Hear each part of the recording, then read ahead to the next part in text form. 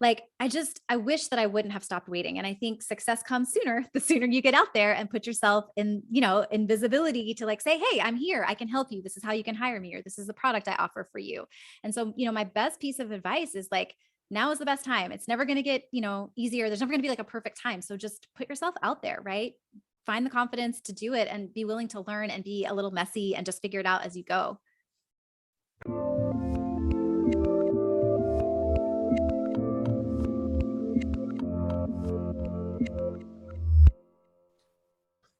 Hey everyone, this is Devin Miller here with another episode of The Inventive Journey. I'm your host, Devin Miller, the serial entrepreneur that's grown several startups into 7- and 8-figure businesses, as well as the founder and CEO of Miller IP Law, where he helps startups and small businesses with their patents and trademarks. If you ever need help with yours, just go to strategymeeting.com, grab some time with us to chat, and we're always here to help. Now, today we've got another great guest on the podcast, Katrina McGhee. And Katrina grew up in West Virginia. Always felt like the world was a big place and wanted to go see more of the world. So when she graduated from high school, went out to college in Massachusetts, went to Smith College, got a degree in math, and then went and worked as a job for an actuary. Worked for 3 companies over the space of about 8 years doing different actuary jobs, and then decided to go back and get an MBA. Got a life coach and realized that she wanted to take a break and travel for a year. So had $1,500 in the bank account, saved up about another 40,000, took 18 months off or saved up 40,000 in 18 months, and then took about a year off, traveled, and then came back, failed or still had some debt, still had to be able to pay for life. So went back to work for the corporate job for a period of time, paid off the debt, and then got certified as a life coach, made the jump to entrepreneurship, traveled again for about another 18 months, and then focused on a business of helping for coaching people to take career breaks and otherwise how to make that balance. And it's been doing that since 2021. So with that much as an introduction, welcome on the podcast, Katrina. Thanks for having me. I'm excited to be here. Absolutely. So I just took a much longer journey and condensed in the 30 or 45-second version of it. But let's go back and unpack that a bit. So tell us how your journey got started in West Virginia. Yeah. So, my dad is from here and my mom came here for college. So they already had roots here. So I grew up, in the same house from the time I was like 1.5 until I had graduated from high school. So it was sort of, it was a small town and that had some good things with it. But I think there had always been this sense of wanderlust within me to see more of the world, right? Like it was a small place and I wanted to get out and see the world. And I decided to go to college kind of far away. It was in Massachusetts. And that was a huge shift for me. That was like nothing I had known. New England is very different than Appalachia. And so, it was an adjustment period. But I think, what it did, even though it was a very hard time for me, I think what it did is it showed me like, you can do this. You can do hard things. You can be away from home. You can, like find things to love in these new places. And so, from there, I just sort of, it's like snowballed and I became a person who, followed what was true for me and really put myself in new situations and new places.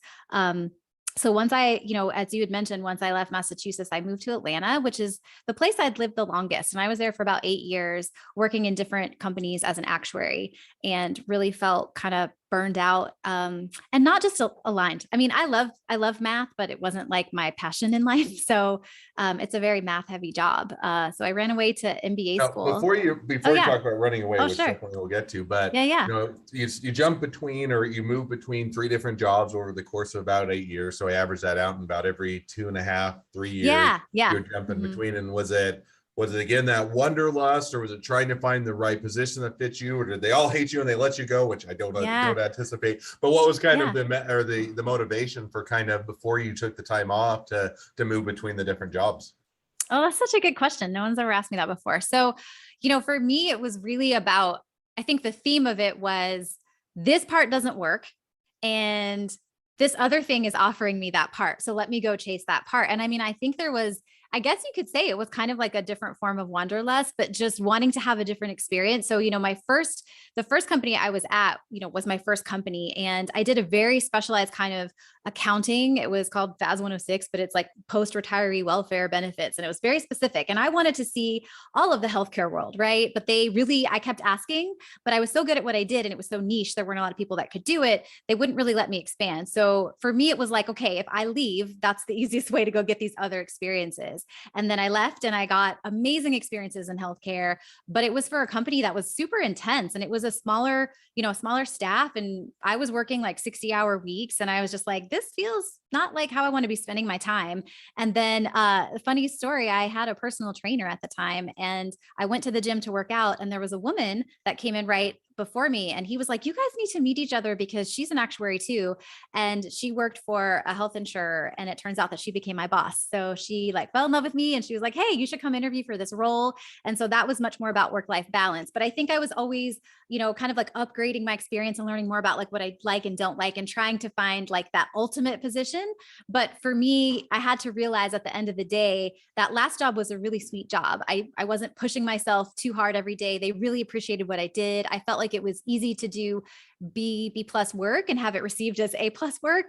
And so, there wasn't a lot wrong with it, but I kind of got bored eventually and wanted to like do things that really lit me up and that got me excited and engaged. And that is kind of how I ended up going back to business school. No, you go back to business school, but and one thing that you mentioned kind of between that. So when between the 8 jobs that okay, I'm going to go do the 8 jobs. When got the MBA. Now I assume, but they're just double checking the life coach and realizing you wanted to take a break and travel. Was that after MBA school? Was that during MBA school, or kind of how did that play into the journey? Yeah, that was after MBA school. So that was my next job after I had like my MBA. When I got sort of my second career started, that was when I had hired the life coach. Fair enough. So now you say, Mhm. okay, go get the MBA, get a, or increase your skill set and then open up additional opportunities. You come out Yeah. of the MBA school now. What were you doing as a job out of, or after you got the MBA? Yeah. So I had done an internship in between my 2 years in brand management. So marketing and brand management. And I really didn't like it. And so I kind of had to go back to the drawing board my last year of business school. And I ultimately ended up deciding to do market research, which was closely aligned, but different. And so the first job that I took out of business school was to be a market researcher for General Mills. So for a very big company that has an amazing program for market research. And so I moved out to Minnesota once I got my MBA and I started a brand new chapter of my life and career number 2 out there. Fair enough. So now you do that Yeah. and say, okay, I'm going to go work there for a period of time now, kind of while you're working. So you got the MBA degree, you're working and, kind of what was the genesis, and you already touched on lightly as far as, okay, I just want to go travel for a year and I want to just take some time off and explore the world. Was that you already thinking about that? Was that life coach that came along and said, hey, you should really do this, or this is what you should be thinking about, or kind of Yeah. what was that genesis for that motivation? Was it a light bulb moment, or was it over a period of time? Yeah, it was definitely a light bulb moment. So I think if we were being really honest and you gave me truth serum that was going to make the deepest, darkest truths come out, I would have told you, man, it would be so amazing to travel the world. But I knew no people that had ever done that. I just have this fancy new degree. I have like $60,000 worth of debt. I have a brand new career. Like there's no reason why this should even be on my radar. And so it was not. Like it wasn't in my conscious and it wasn't even in my like lighter subconscious. Like it was buried far, far deep. But what was true and what I did know consciously is that, 3 months into my new career, there were a lot of things that I did like, but I really felt this tension of I don't know if I belong here. And I don't know if this is really what I want to be doing. And the company culture was very corporate. And I just really like struggled to feel at home in that culture. But I thought, you know what? I'm new and everything that's new, has an adjustment period. And so it was about 8 months in where I felt like I really understood my job and I was no longer struggling to like, know the acronyms or find the places or know the people, but it still felt like I was in molasses trying to like climb a hill. It was like all kinds of slowing me down and making it really hard. And it was just this feeling of this might be the rest of my life. Like I'm super clear now. This is not where I'm supposed to be. And if I don't change something drastically, I'm never going to change. It's never going to get easier. But I didn't really know how to do it. I didn't have the tools to do it. I felt very sort of at a loss as to where to even start. And I had a friend who worked across the aisle from me.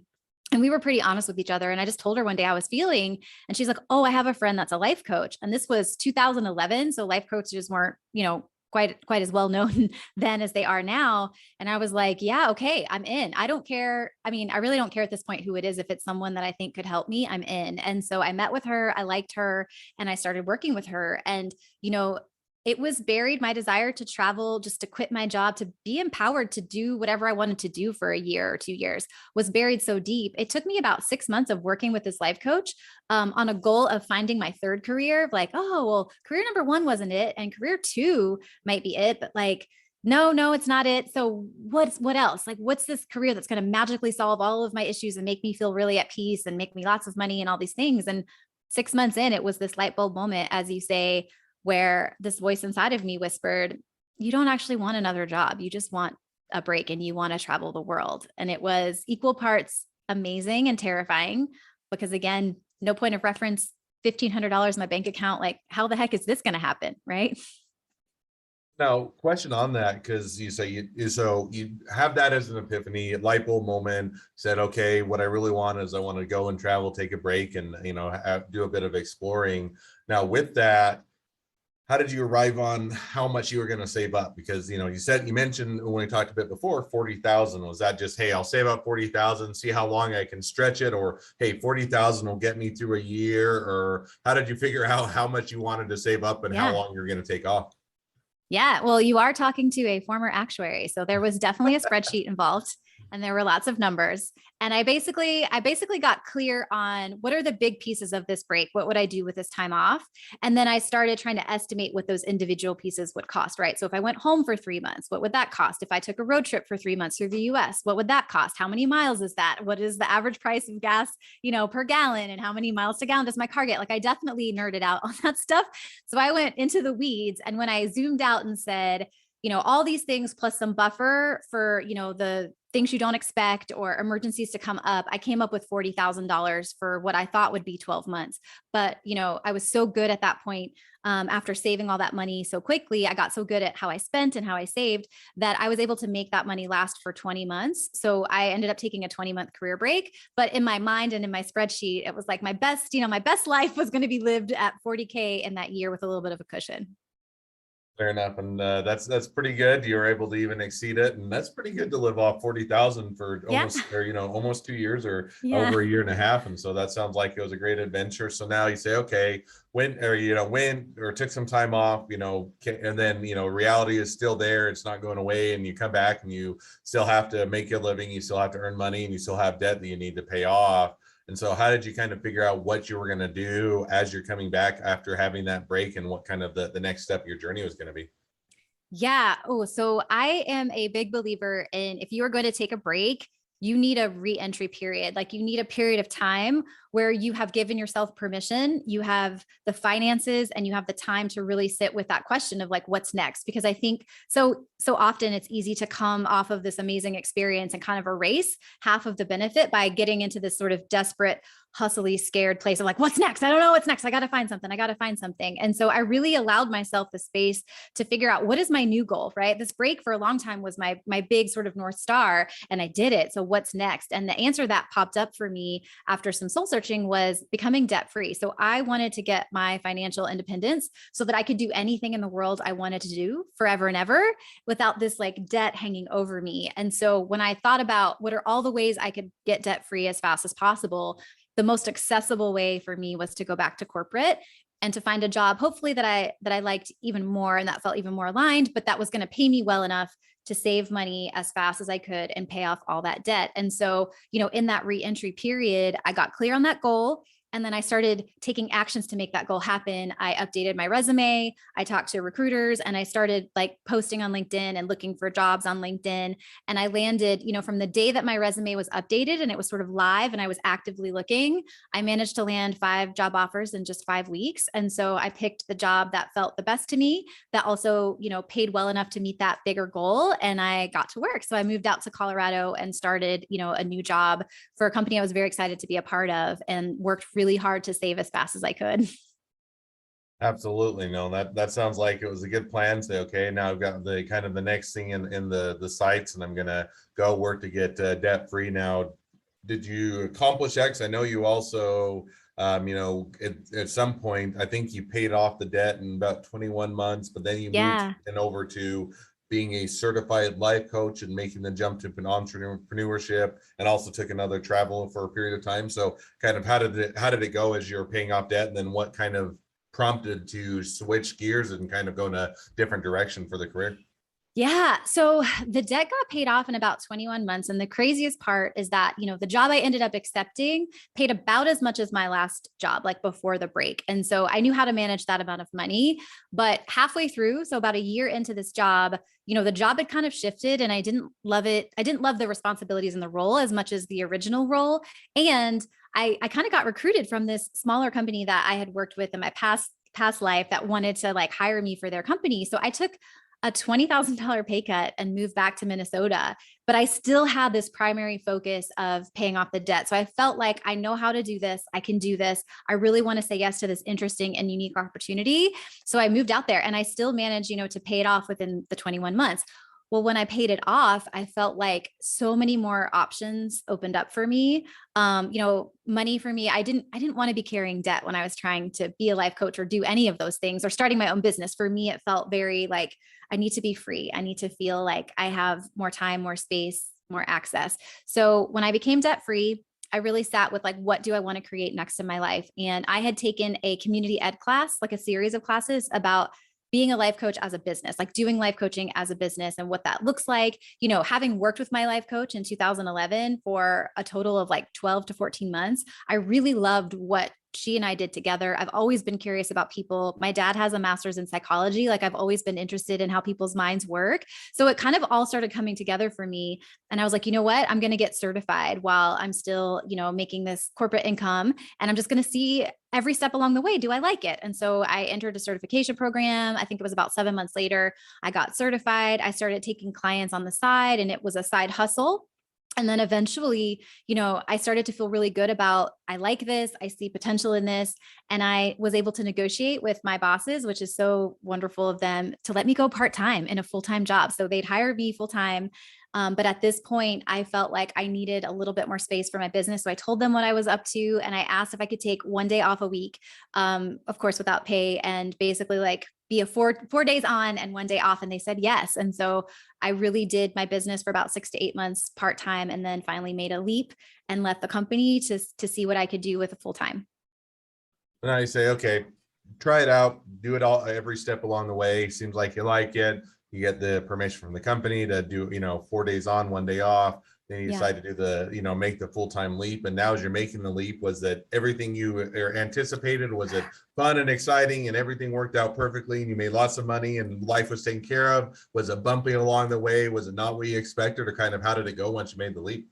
Yeah, it was amazing and it sucked all at the same time. So, it was freedom to the max. It was potential. It was, dreams, like all of these things are right there. And I get to be my own boss and I get to do something I'm passionate about. How much more magical could life be? And starting a business is really hard. And so, like, where do you find clients? So for me, right, this was career number 3. So it wasn't like I can use my past career and all those contacts to become a freelancer or contractor and sort of like do my own thing. It was like, I'm doing this really weird, different thing. And I don't have, right, like this past experience to show people. And so figuring out how I wanted to build my business, doing an online business, going from being an employee to doing an online business. Like there was so much change and so much I had to learn.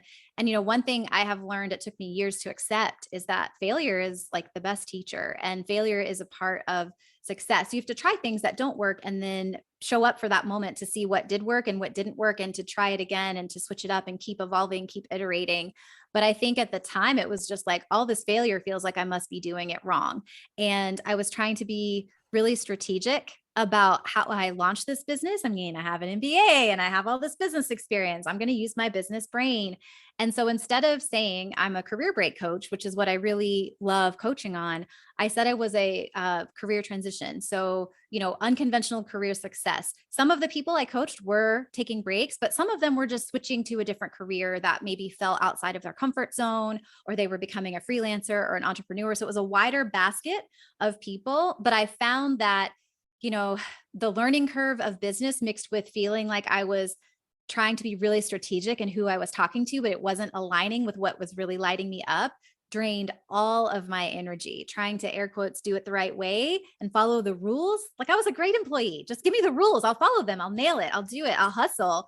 There are no rules. And I was like, where are my rules? I just want some rules. And so that was a really hard emotional experience. Letting go of being an employee and really stepping into a more entrepreneurial mindset was really hard for me, like really, really hard. I mean, I was also a great student. I know how to do the things and check off the boxes. So eventually I hit this place where, I did have some clients, but my business didn't like take off and it wasn't like producing, more than I was spending on living.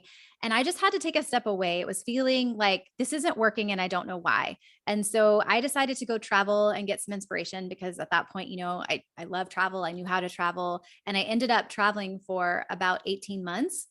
And I felt very called to get still after those 18 months and ask myself, like, what's next, Katrina? Like, what are you going to do? Are we going to retry the business? Are we going to change the business? Are we going to walk away from the business? Like, what are we doing? Because behind the scenes, I was taking like one or two clients at a time if they would float to me through referral or find me online, but I wasn't marketing or doing any of that stuff. And so the pandemic was descending upon us at the same exact moment. I was deciding to be still. So I feel like my timing was, quite on point in that regards, because that's all I really could do.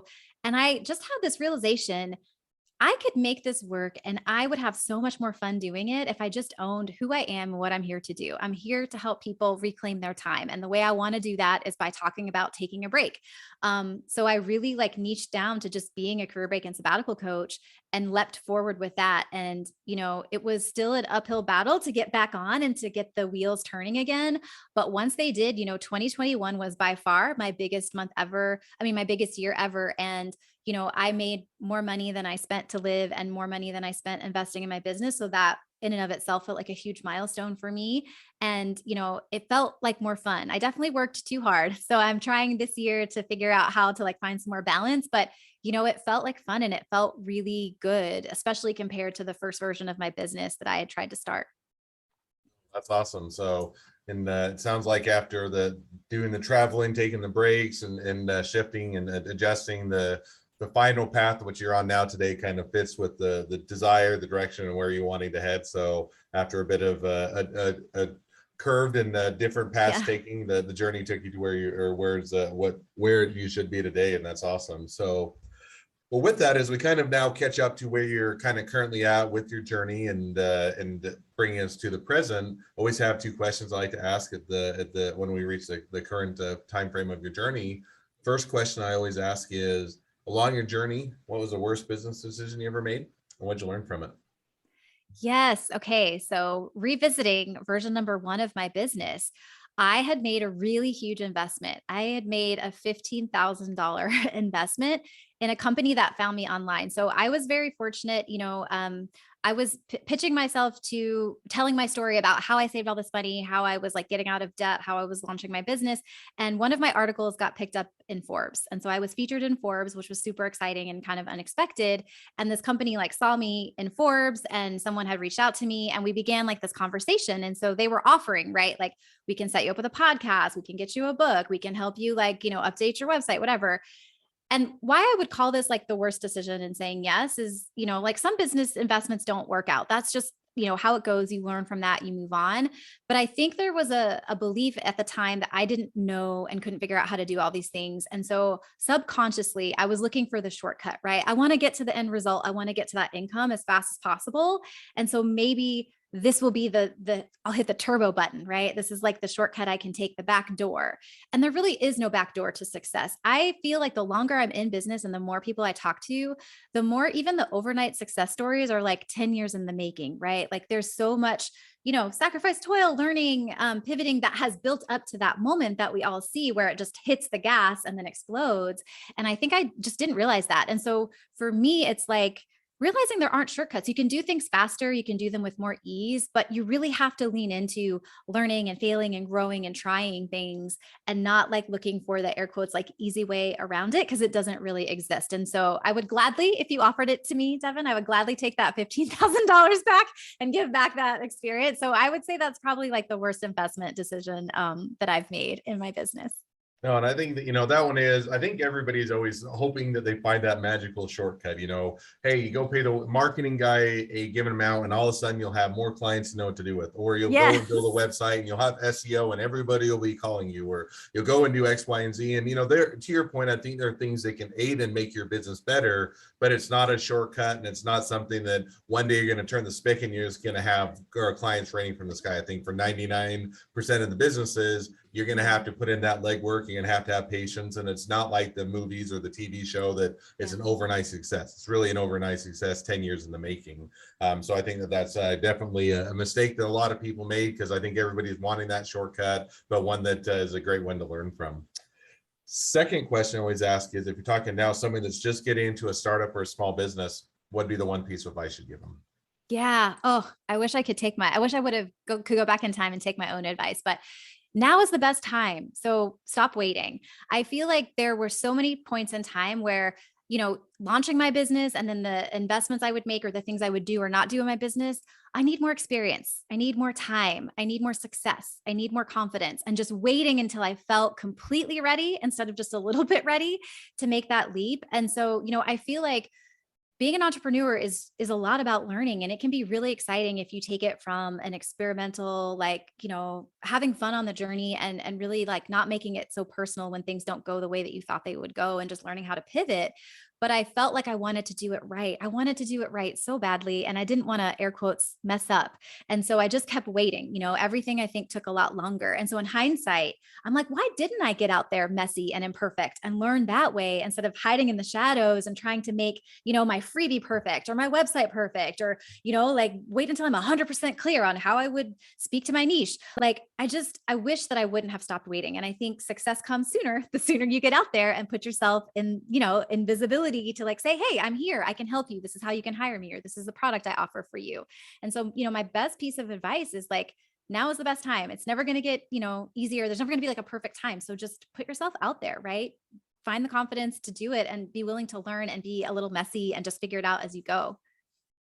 Oh, I think that's great. And I think that, there's always reasons why you can make excuses. The timing's not right. And I have to laugh because I joke with my wife. So I started Miller IP Law about 3 years ago or so. And I joke with my wife, I decided to go out from a large law firm, start my own law firm. And then there was a worldwide pandemic. And now we're having the tumult with, potential having a large worldwide conflict on the war front. And so I'm like, well, maybe that's not the best time to start a business. And yet I think that even looking back, and even if it's a more settled time, there's always reasons why you can make it, or I don't know, excuses, but make reasons why you shouldn't do it, or convince yourself that it's not a good time to start. And so I think that, to your point, the better course of action is, hey, this is what's important to me. That's what I want. Let's figure out or work a plan or get something in place that I can work towards that. And kind of like whether you're taking a year and a half off or 20 months off, and you're going to save up and do the work so that,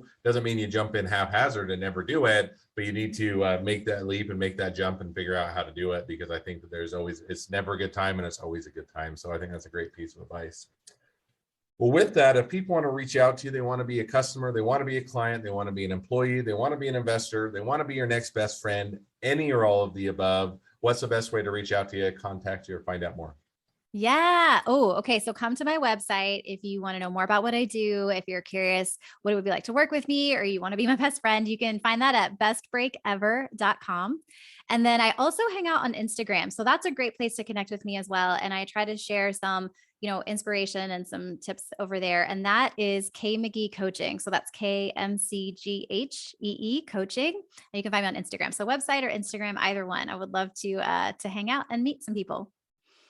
Awesome. Well, I definitely encourage people to connect up, reach out, utilize some great services, and maybe make a new best friend. So with that, thank you again for coming on the podcast. It's been it's been a pleasure. Now, for all of you that are listeners, you have your own journey to tell and you'd like to be a guest on the podcast, we'd love to have you. Just go to inventiveguest.com, apply to be on the show. A couple more things as listeners, make sure to click subscribe, share, leave us a review, because we want to make sure that everyone finds out about all these awesome episodes. And last but not least, if you ever need help with patents, trademarks, or anything else with your startup or small business, just go to strategymeeting.com, grab some time with us to chat, and we're always here to help. Well, thank you again, Katrina, for coming on the podcast, and wish the next leg of your journey even better than the last.